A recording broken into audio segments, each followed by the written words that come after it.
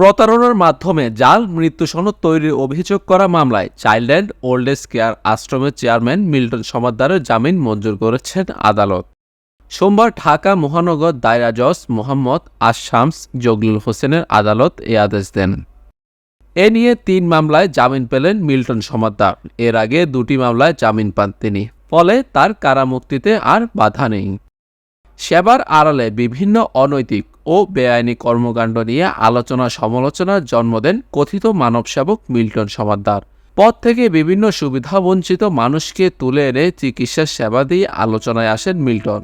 পরবর্তী সেগুলো সামাজিক মাধ্যমে প্রচার করে হাতিয়ে নেন কোটি টাকা। পরে তার কর্মকাণ্ড গণমাধ্যমে আলোচনায় আসার পর মানবিকতার আড়ালে তার মুখোশ উন্মোচিত হতে থাকে। গত ১ মে রাতে রাজধানীর মিরপুর এলাকায় অভিযান চালিয়ে মিল্টন সমাদ্দারকে গ্রেপ্তার করেছিল ঢাকা মহানগর গোয়েন্দা পুলিশ। তার বিরুদ্ধে জাল মৃত্যুসনদ তৈরি, টর্চার সেলে মানুষকে নির্যাতন ও মানব পাচারের অভিযোগে ৩টি মামলা দায়ের করা হয়।